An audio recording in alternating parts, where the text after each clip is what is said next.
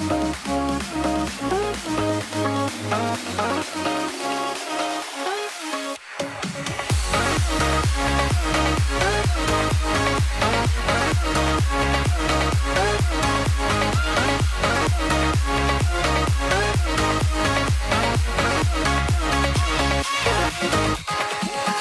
a very good Friday morning to you and welcome to this second How of Your World this Friday. Of course, a very special edition where we get to talk matters that matter to you, including food systems. Now, if you've been following our conversations closely here at NTV, you'll realize we've been talking a lot lately about food. And this time around, we'd like to focus on the livestock sector in the country, the contribution it has on the country's economy, and what it can do to help us, of course, reduce the levels of unemployment in the country, especially among the youth. And who better to talk to us about the livestock sector than the people who actively participate in this industry this morning, including Harry Kimtai, the Principal Secretary in the State Department of Livestock. Good morning, Bona PS and Karibu.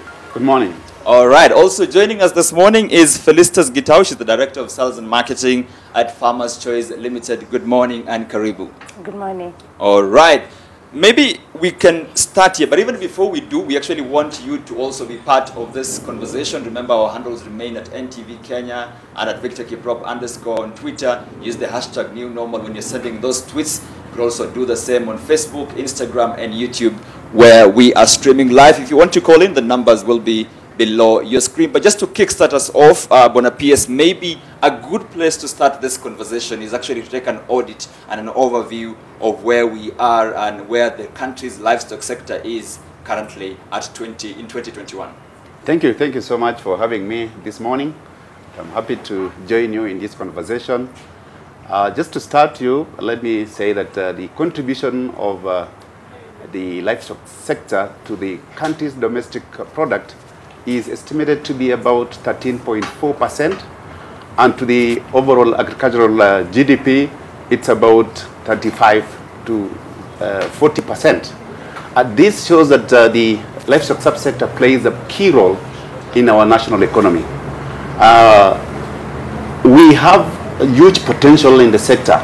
As you know, 80% of our country is ASAL, and therefore the only economic activity that takes place in those areas are livestock.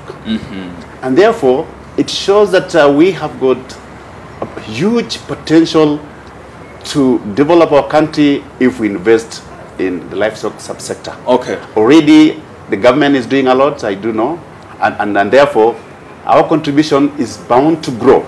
The figures I've given you, the statistics I've given you are but those are the statistics that we have currently. But with more investments, then the contribution of livestock sector to our GDP is going to grow enormously. And definitely part of that contribution can be in terms of exports and all that. But for consumption locally, it largely depends on the growth of the country's population. If you look at the census figures for 2019, I think the country's population was estimated around 47 million. And this is a figure that is expected to grow to 96 million, I believe, by 2050. What does this mean in terms of the country's livestock sector, especially for demand for dairy and animal products? Indeed, the population, as the population grows, the demand for the animal products is going to increase, especially food of animal origin, both livestock, we've got cattle, we've got pigs, we've got poultry. The demand is going to grow. And as the population also is increasing, the economy is also growing, the people's income are increasing, and when the income of the people increase, definitely you will see a growth in the demand for products of animal origin. So we are going to see a dramatic shift in the demand because consumption patterns are also going to change because of the income that people are going to have. So definitely the livestock sector is bound to, in fact, it's going to be the mainstay of our economy. Okay, but that dramatic change that we expected to see an increase, we keep saying that, you know, the past determines the future. So maybe we can use the past to actually predict the future. And let me bring in Felicitas Gitau. She's the Director of Sales and Marketing at Farmers Choice. Even before we think and estimate that there might be growth in terms of demand for animal products in this country in the future, how are we seeing that now, given that the population has also been growing significantly in the recent years? Thank you for that, Kiprop. As Bwana PS has said, the demand of meat and meat products being the biggest player in the region is quite huge, and for beef as a country, first at any given time we have over 300,000 tons of beef deficit in the country.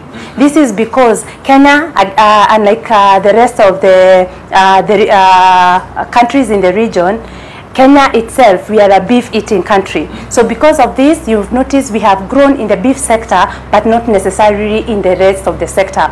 There's also a lifestyle change. As Bwana Piers has said, people are more enlightened. You can be able to get a lot of information from Europe and from the West world. What this has done, it is the consumers have changed their trends. So they have changed their trends and appreciated value-added products. That's why you find Farmers Choice producing sausages. The other positive thing about value add, you can also be able to compete in the export market. So we are able to compete by exporting quite a number of those. We are also keeping up with the times that people are more keen with lifestyle trends in requesting for white meat as opposed to red meat as previously seen. This has also created a demand for fish, for poultry, and the rest. So that is the direction that the consumers are taking. And I like that you bring in the aspect of value addition, Bwana PS, because you would agree with me that, I mean, and this is a huge problem, especially with our country. If you look at that deficit between imports and export, it's always been because part of what we largely export is just in terms of, in very raw form. There's always been this rallying call for Kenyans to value add, to process their goods and make sure that they gain the value. So what are we looking at in terms of the livestock sector, considering in my village like Baringo right now, we're just keeping the goods and just selling it as it is? Let me say, before we go into the issue of value add, we must look at the whole system, the whole value chain from production. We need the production side to be more efficient, to be more productive. And then we move from there, we now go to the processing, the value addition. Now that's where we want to look at the trends, the consumer patterns, what the consumer is demanding now. And they are the experts, they know the taste of the consumer. What he wakes up in the morning, what do they want to have for breakfast? And they cannot have the same thing every day. It changes.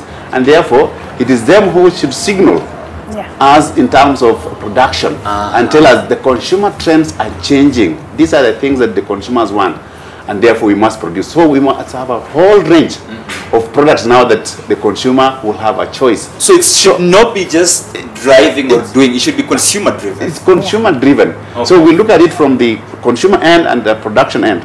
And that's why we are trying to sensitize now our producers to engage in a system that are able to produce more, because the market wants more.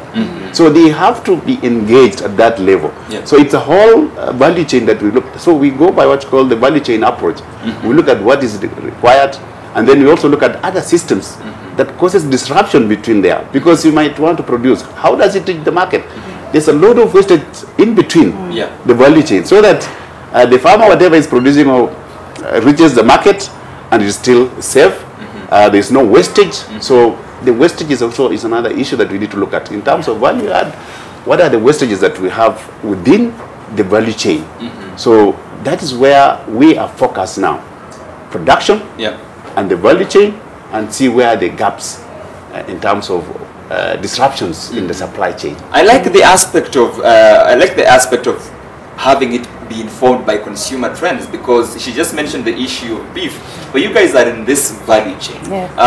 You've already mentioned beef, but what are you seeing in terms of the trends and consumer preferences in terms of what they would like to see in the market and consume more?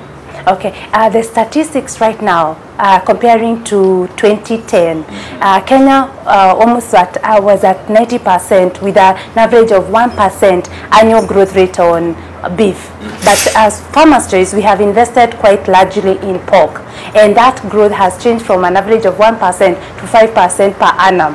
So what that means, the consumption of pork in the country, lamb and goat, and poultry, which is poultry right now is at 3%, it is increasing, and this is obviously driven by the consumers. Okay. Yes. All right. But Piers, I'd like to bring you back on something before we touch on the youth and employment and the opportunities in this sector and the growth.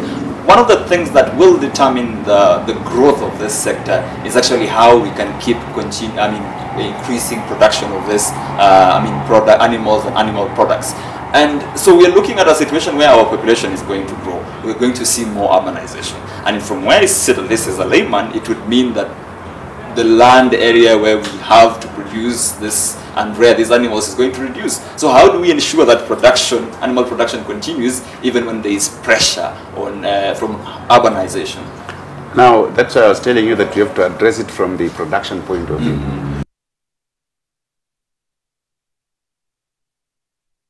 We've got to improve our breeds, and which we are doing. Our Kenya Agricultural and Livestock Research Organization is developing breeds that attain the market weight within the shortest time possible. For example, we have the improved chicken kienyeji. That's a research, and that's breeding programs that we've invested in. We're also looking at other types of breeds, like, for example, we have the Dober sheep, something that was not in this country. It is there. As much as you're conserving our genetics of the breeds of the animals that we have, we also need to come up with the breeds that are able to grow within a short time, give the farmer the income, and also satisfy the demand. Because if you don't satisfy the demand, and then there is a problem.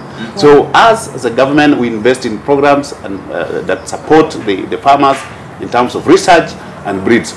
And we don't just look at the breeds, we also look at things like research on fodder. What type of fodder we feed, feeding the animals.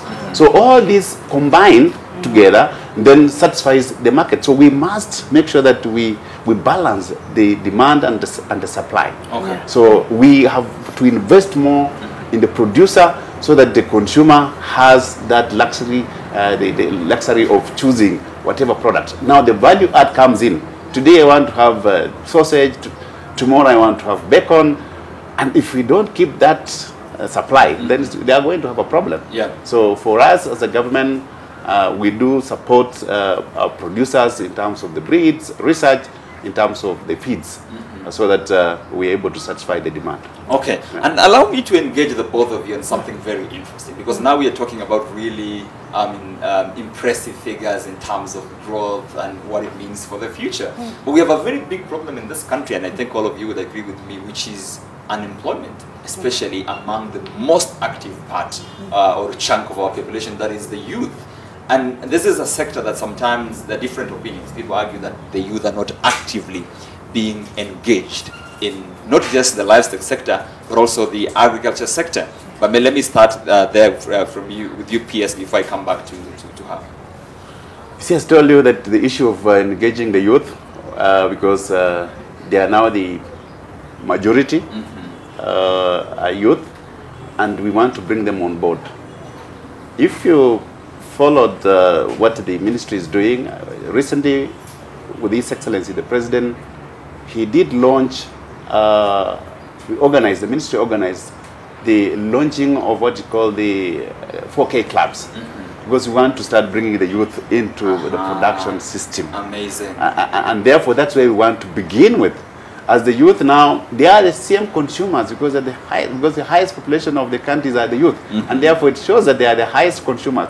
So we want to make sure that as they consume, we want to engage them in production as well, so that they take advantage of the whole value chain. They get employed at the production level, they get employed at the distribution level, they get employed at the processing level. So and they end up increasing the income, and they also their consumption will definitely go up. So there are really opportunities across along the value chain. A lot of opportunities along the value chain that this youth need just to look at and get engaged. Because you cannot say, I want to consume. As a youth, what are you consuming? You need to consume what you're producing. Right? So we want to make, we want to bring on board the youth, and that's why with the revamped 4K clubs is going to change the whole production systems in the country, because we are starting from, we are catching them when they are young. You know, that's what you're saying. That's our policy. Catch them when they are young, so that as they grow with their whole systems of production. They know that they have to participate in the value chain, and then they're now going to value add. And that's how we are looking at the whole system. Okay. But from my experience, such complex problems like unemployment can never be solved alone by the government. Surely there has to be a role that can be played by the private sector for this. Yes, the private sector has worked closely with government, but for us to even achieve, as the government provides an enabling environment for us to operate as private sector, and for us to achieve the vision 2030, and with agriculture as a key pillar, we require private sector to collaborate with government to be able to create room for employment. For pharmacists, let me give you a little bit of history and a bit of facts about pharmacists. Pharmacists, on average per week, we do 500 tons of meat and meat products. How many tons? 500 tons. So that is 500,000 kgs.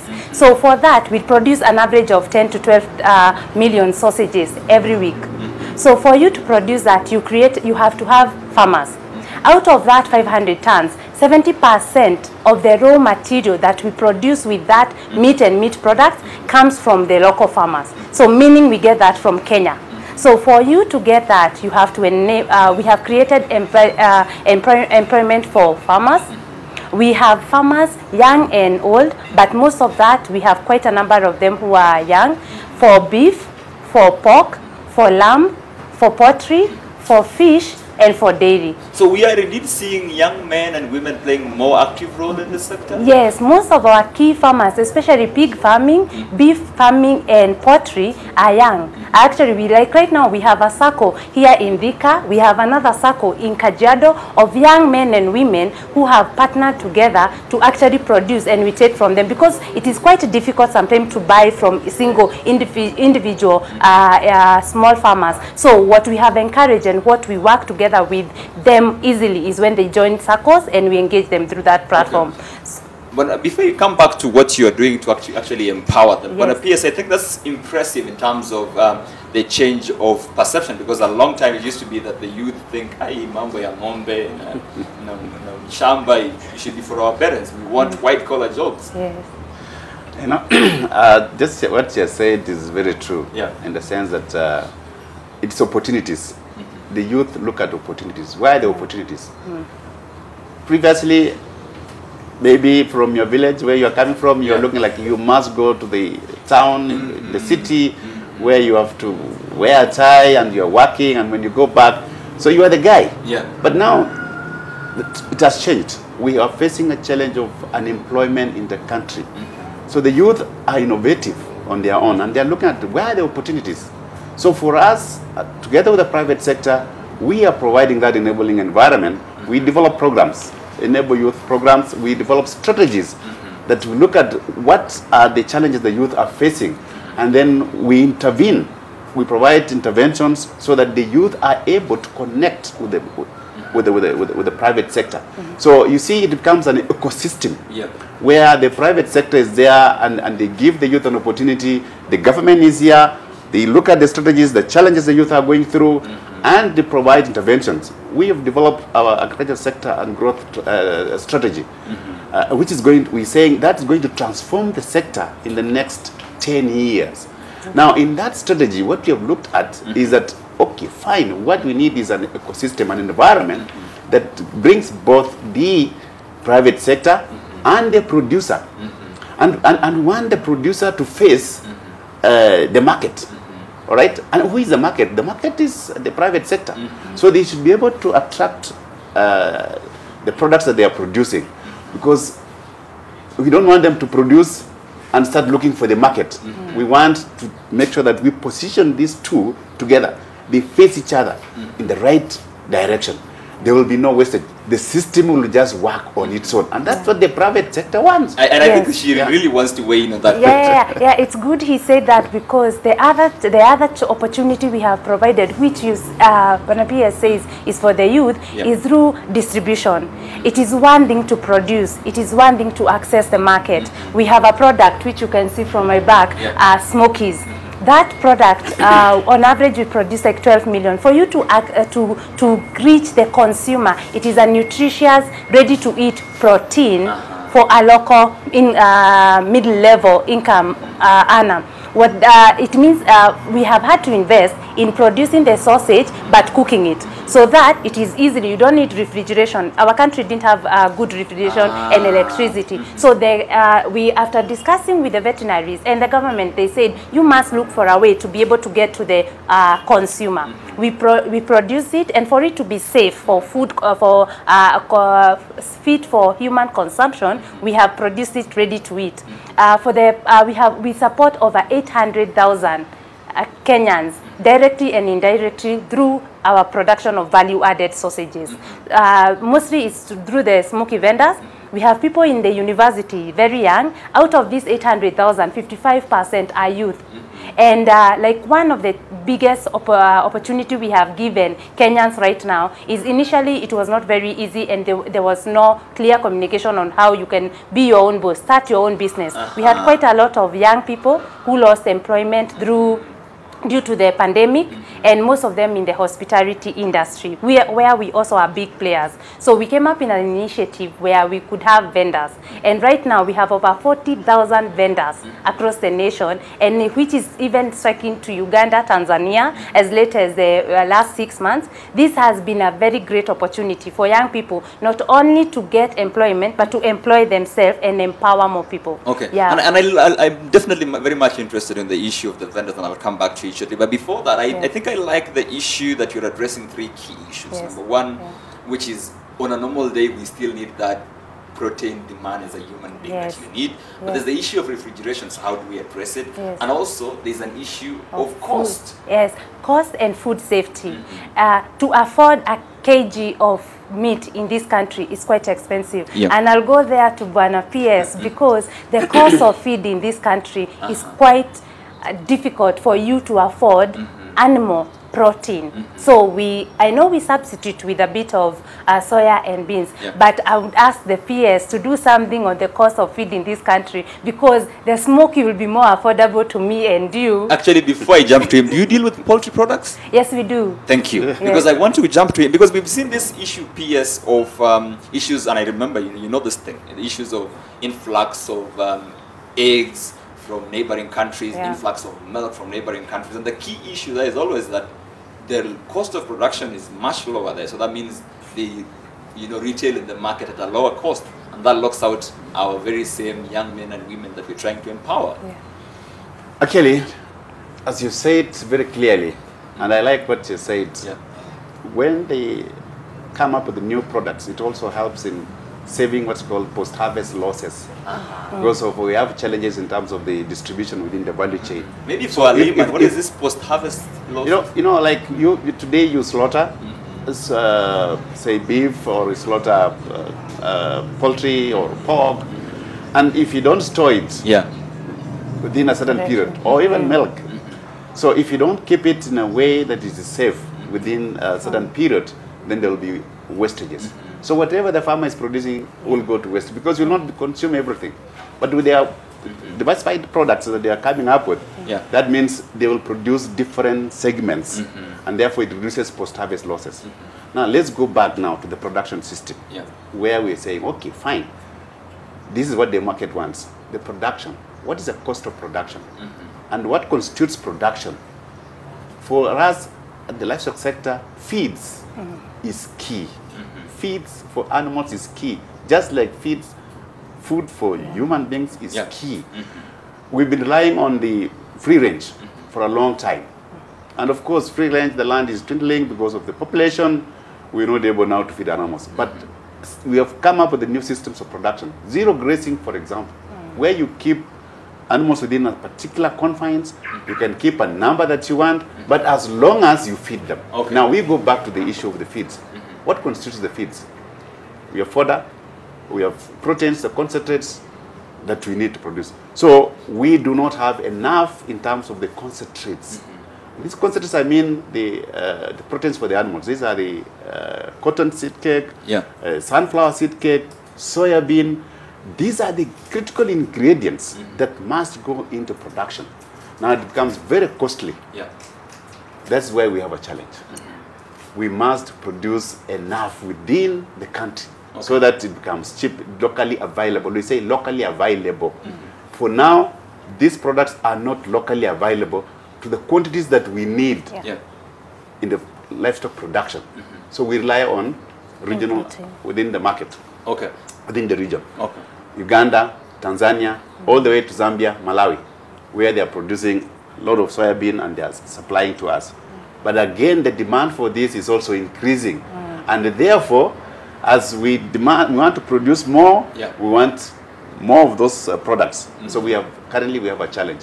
But we want to say that we've also, with the research, we are also coming in with the new products. Like, for example, if you look at what CALRO is doing, the Kenya Agricultural and Livestock Research Organization, they are now going into production of genetically modified cassava. Very critical. Once we get a breakthrough in that and be able to produce in the country, the chicken feed will be less costly because there will be so much production in terms of savings, because it will not go to, I mean, whatever you produce now will be enough, and therefore the cost of production will go. So the way to go is research. The way to go is research in some of these products so that we are able to produce locally and make our cost of production low. Then you will get your smoky at the right price. Felicitas, allow me to stay on the issue of cost here, because you mentioned that the issue of being your own boss, so you lost your job, but you can start a smoky vending business. But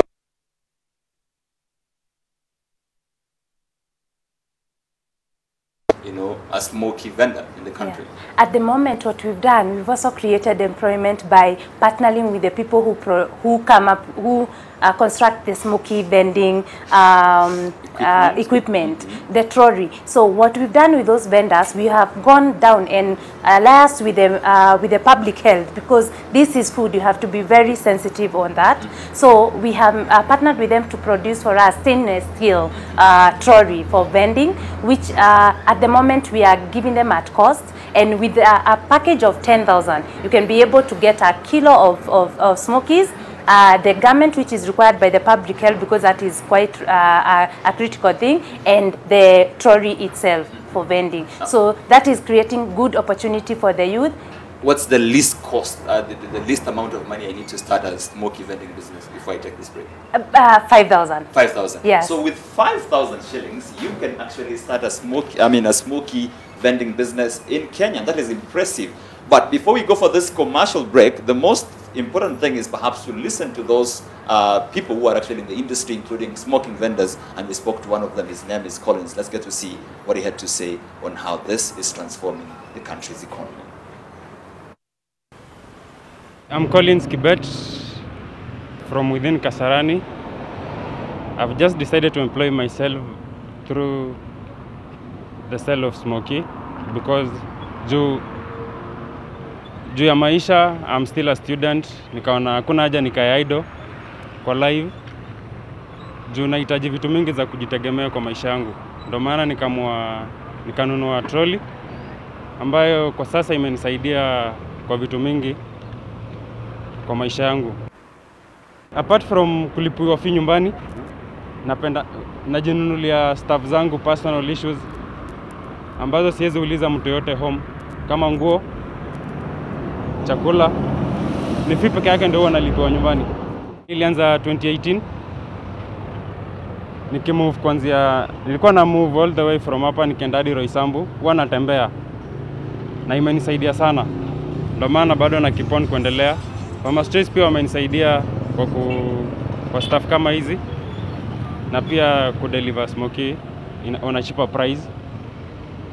So for that regard, I thank the company for that support. Na pia ningependa kuhimiza vijana wenye wako idle pale mtaani wa venture toward this stuff, juu inasaidia.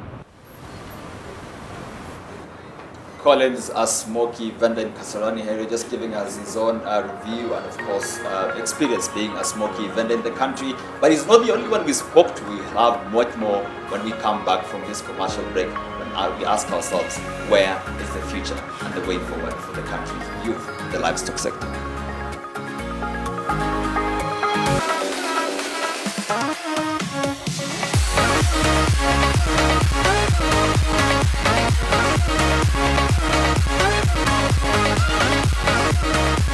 All All right, thank you for staying with your world on NTV this morning. We are still live from the Farmer's Choice shop in Kasarani, and I'm still with my guest this morning, Harry Kimtai. He's the Principal Secretary in the State Department of Livestock, as well as Felicitas Gitaush, the Director of Sales and Marketing at Farmer's Choice Limited. We'd like to pick up where we left our conversation on the importance of the livestock sector in the country's economy and what it can do to help us reduce unemployment, especially among the youth in our country. But maybe if we can just come back to the issue of the challenges where we left it, Felicitas. Yeah.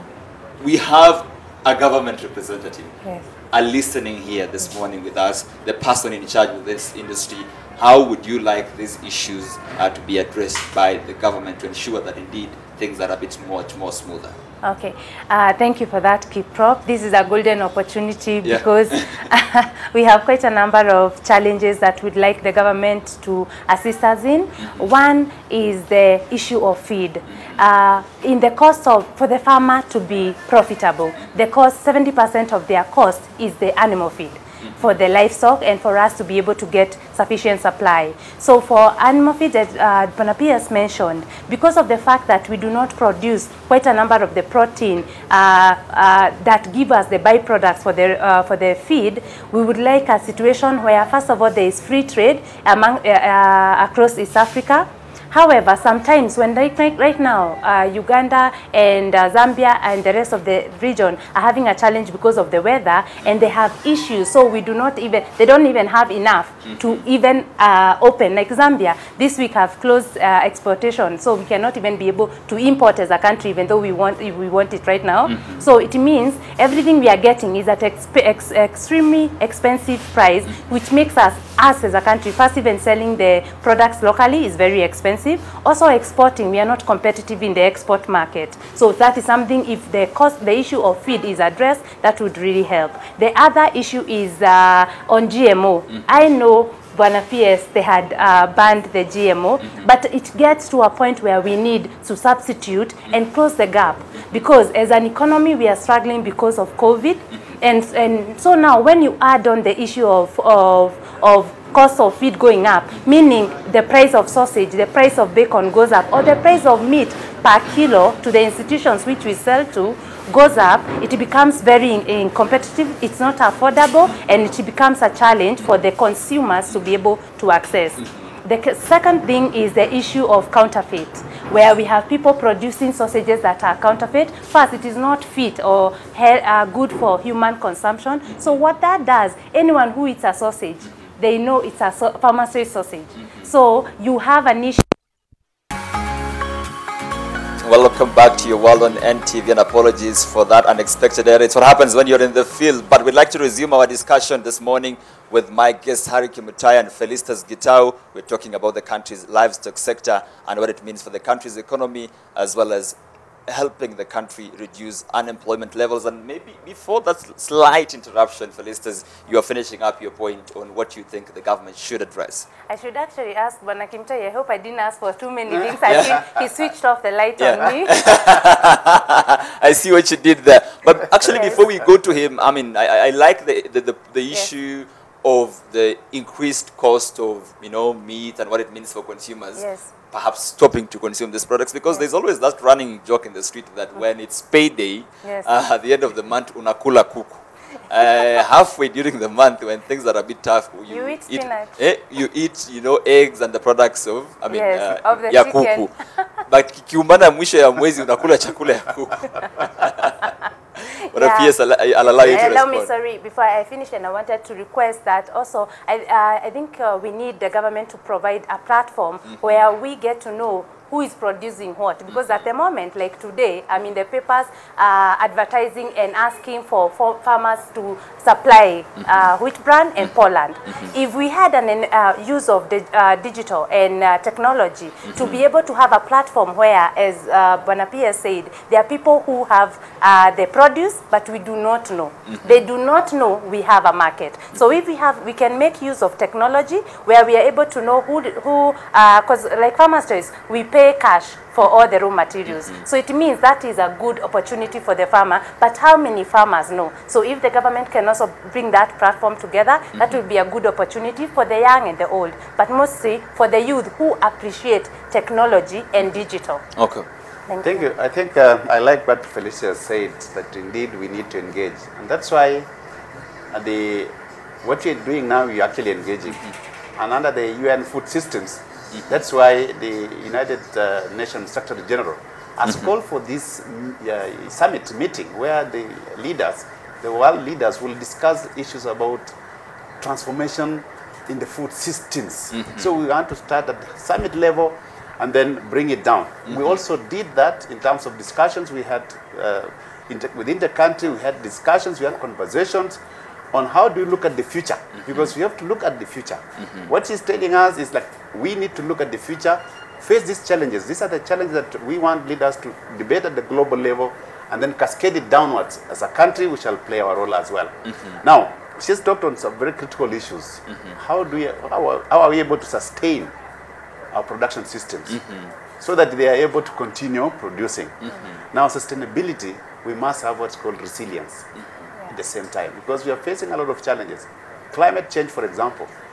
Before, we used to have a drought cycle of 10 years. You come from Baringo, it used to be about 10 years. Now, it's 3 years and below. 3 years and below. So that means we must build resilience. We must address issues of environment. And also challenges like COVID has brought challenges. So we don't want the COVID crisis to take us into food crisis. Now you can imagine these two situations. The world will be really facing a lot of challenges. And therefore, this conversation for the food systems is really appropriate at this particular time. Challenges, what they are requesting the government to do. Indeed, the government, as we said, provides enabling environment in terms of legislation and the legal framework, the capacity for them to operate. Issues of, I've told you about research that we are undertaking in our crop production, because we've got to invest so much in research. Countries which are able to reduce their costs have invested heavily in research. Now, the one area he was saying is the GMO. We have a law, the National Biosafety Act is there, that provide guidelines for importation of GMO. And that before the product is introduced, the genetically modified product is introduced in the country, trials must be undertaken. It takes a long process. But I want to assure that indeed the government is already investing in that. One, we are now in BT cotton. The cake, I mean the seed cake that we'll get from there will now be used in animal feeds. I've told you the Kenya Agricultural Livestock Research Organization is investing in research of genetically modified cassavas. Now, cassava will be used for human feed. It will also be used for animal feeds. Because you see, feeds for animals, we compete with the animals. Maize jabs, she's talking about maize jabs. You see, we are competing. The population is increasing. The demand for maize is increasing, and therefore, as a result, it's also affecting eating into the cost of foods, because now because we want white maize, so we need to invest in yellow maize and grow the yellow maize, which is now we can be animal feeds, very nutritious for animal. So we are doing a lot of research, but uptake, we are saying uptake of these research innovations. We want the youth to uptake this so that they go now into various productions. They are those who will invest in production, growing maize, growing sorghum, so that they're able to sell to both the livestock producers. So without a proper ecosystem, then it's going to be skewed. So we'll be saying, oh, animal feeds. We cannot solve the problem of animal feeds today, because you can't wake up and say drought in itself is decreasing the forage for livestock. So what we are looking at is the whole entire ecosystem, and that's why we want the youth to come on board, so that they take over and they engage in productions, both production in crops, so that byproducts of the crops are now used as animal feeds. The other aspect she has talked about, how do we protect their investment in terms of the counterfeits and in terms of the system regulations. Right now, we are coming up with what's called the Food Safety Bill. The Food Safety Bill number one, is going to regulate the sector in terms of support, making sure that whatever they produce and supply to the consumer is safe. All right? Food is only food if it is safe. I like that one. Right? Food is only food if it's safe. If it is safe. Now, we are facing challenges. We want, this food safety bill gives the vendors, they are the owners who will be the food business operators, are the ones who need to regulate themselves. We are going to do what's called risk-based interventions. We do not want the government to come in, because that has been the problem. We are creating so many regulations, so many hurdles that the business community is not able to thrive because of a lot of requirements and conditions. We are coming up with that food safety bill, which will give the vendors the power to do what they are supposed to do and make sure that whatever the consumer is getting is safe. If we find that this person is now selling, like Farmers Choice needs to tell us who are their suppliers down the supply chain. So when you come to Farmers Choice, we know how do they supply, how is the food stored, all right, and how is this vendor operating. All right, how is the vendor operating? If we find that this vendor is operating well, therefore we give that vendor a tip. We give the vendor a smile. Let's say, good work. But if you find that is now infringing into the business of the, say, the processor, the processor is not able to sell, is not labeling the food, for example, this is from Farmer's Choice, this is from another producer. Labeling is very key. So just that's what we want. The food safety bill is able to regulate the food systems, is able to help them. Counterfeit, as she says, it will not be there. I think Felicia just wants to respond. I want to mention, thank you, Bwana PS, for mentioning about the vendors, and I like the regulation. It is thanks to COVID that we collaborated more with government, because we needed to get protocols and policies for them to continue vending, because you would assume that that we all eat from restaurants. However, food vending in this country has really evolved for the last 5 years, and where we see ourselves as a market leader, we expect to actually improve the food vending in this country. In the Western world, you can have a coffee and your hot dog and a sausage outside your office.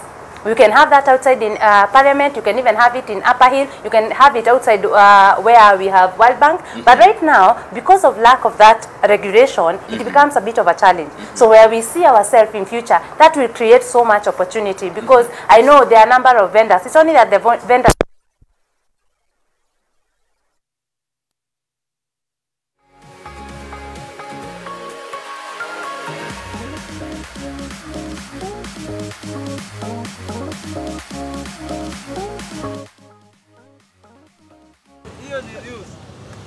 Mimi naitwa Christine Adisa, natoka Kasarani. Hapo ndo mtaa nafanyia hapo kazi. Kazi yangu ya smoky nimeanza last year mwezi wa 4 after corona imeenea, watu wameachishwa kazi, so ilikuwa my only decision kuanzisha hiyo. Juu ya corona nikaona nianzishe biashara ya smoky kuliko kukaa kwa nyumba. Sasa wakati nilianza kidogo kidogo, najua life ya business vile inakuwa. So nikaanza kidogo kidogo kukaribisha customer. At first niliona ni kugumu juu hujashika hapo customer waja kuzoea, ni place mpya. So lazima ukaekae, lakini wakati nimekaa nikashika customer, nikapata rent, nikapata food. Time ya corona at least tena ikanisaidia nikaweza kutumia mom kitu kidogo, hata kama corona ilikuwa, lakini imenisaidia. Vijana wakitaka kuanzisha hii kazi ya smoky, wasiogope. Mimi siwezi kudanganya, nilikuwa mwoga at first juu sikuwaifanya hii kazi na sikuwaijua nitaifanya maishani mwangu. So nikaanza nikashika customer. So ni ile tu kuongelesha customer, vijana wale wanini, ujue kuongelesha customer vile utawakaribisha, na vile ukishika customer ni hivyo. Inasaidia, at least tunaona mimi nalipa rent na hiyo kazi, food nanunua hapo. Kama mtu anataka usaidizi ni hapo juu sahi sina kazi nyingine, ni hiyo tu. Ni bidii tu natia, at least ndio upate kitu. Bila bidii siwezi kudanganya itakusaidia. Pauline right there, one of the vendors that we've been talking about. And apologies for that interruption, but what a better chance to listen to one of the vendors and to let her give us her experience, and of course, as a smoky vendor in Nairobi. But I think one thing that is common between Pauline and what we're trying to talk about this morning is that she's young and she's in the livestock industry. Yes. Not just the livestock industry, but also in products that have been value added, which means she's perhaps part of the future that we should be talking about. Yes. But there are others who need to come in if we are going to achieve the goals that we have set out, including 2030. Yes. So from where we all sit, what do we need to do to make sure that we see a more active engagement of the youth or participation in the livestock sector? I think as a government, we've done a lot. We've provided strategies that will be able to guide the sector. We've also come up with programs that support the youth, enable the youth venture into or invest into agriculture sector. And this, the other challenge that they are facing, the youth normally don't have what's called capital, startup capital. So we have developed through our Enable the Youth program in the Ministry of Agriculture, we are now providing what's called the incubation for the youth in agribusiness. So that we look at them, give them what's called a startup, and grow them, give them loans at the 0% to 5%, and then once they do that, once they've reached a certain level, they graduate now. We say we commercialize them. That's what we're looking at, commercialization.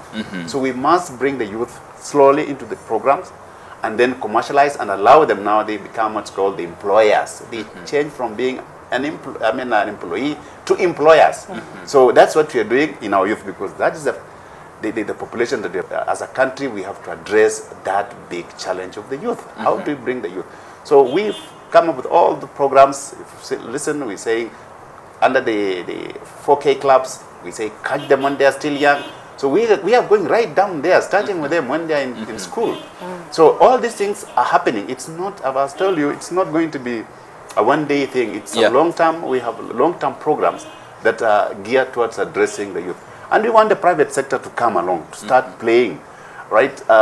So that we as a government look at what are the challenges they are facing. She mentioned a situation where the vendors were facing problems. They were not able to sell because of COVID-19. And we said, how do we look at their business in these new COVID protocols?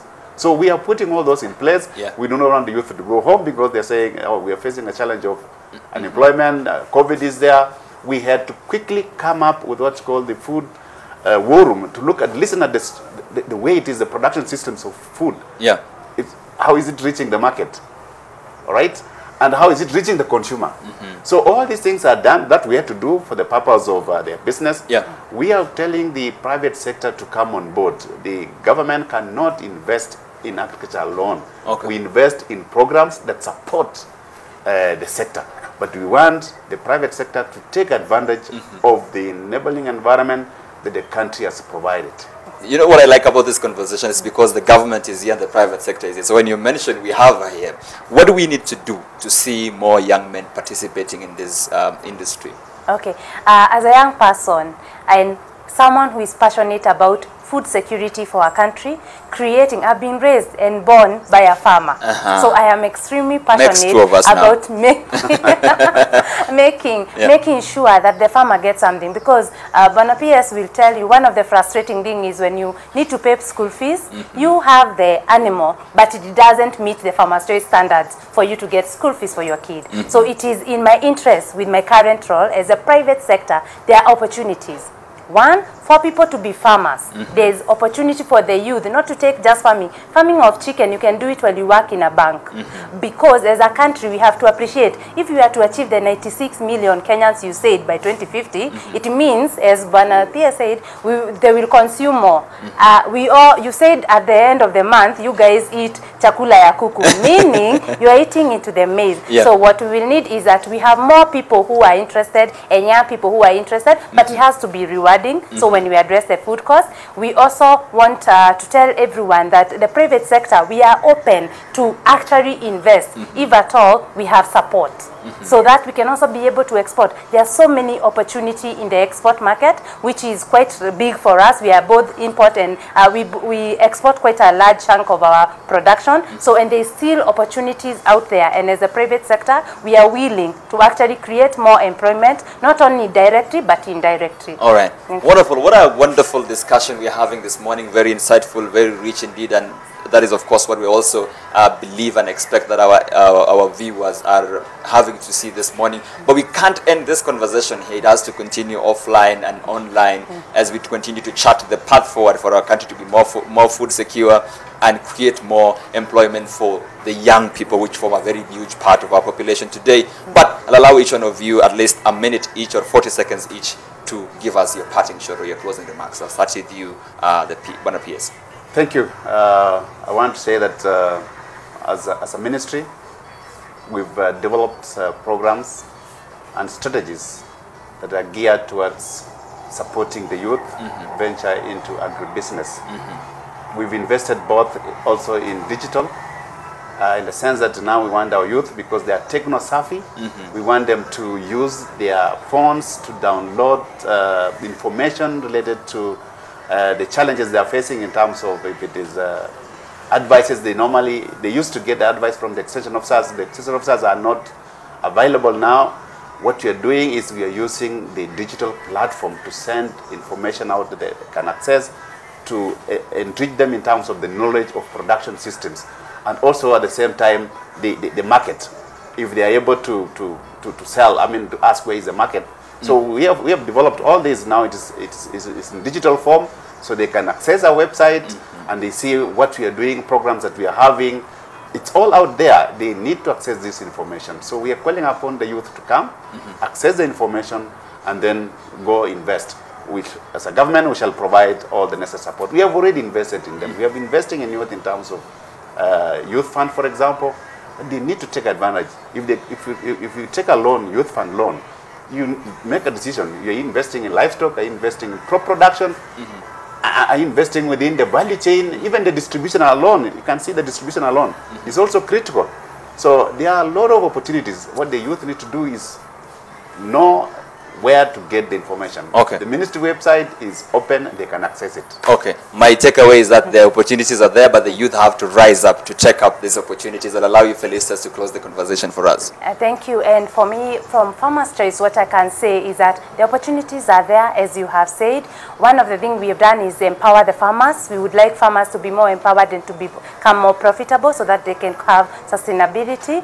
We have also partnered and we are educating people about nutrition so that we all stop being dependent on beef, so that we can understand poultry, fish, dairy, eggs. And so in nutrition is something that is very big. We've also partnered with institutions and schools like Utali College and the like, so that we educate people on how to prepare so that people can have very good nutritious food and have a sustainable supply chain. So wonderful. Thank you. That's where we have to leave it. What an exciting conversation we've had this morning. Of course, Felicitas Gitau, she's the Director of Sales and Marketing at Farmers Choice Limited, as well as Hari Kimutai, the Principal Secretary in the State Department of Livestock, have been my guests this morning as we dissect the livestock, the industry, the livestock sector in Kenya, the opportunities that are there to create employment for the country, and how, of course, it can contribute more to the country's gross domestic product. But this is where we have to leave it. Many thanks to my entire crew this morning. We'll see you again on Monday. My name is Victor Kiprop. Goodbye and God bless.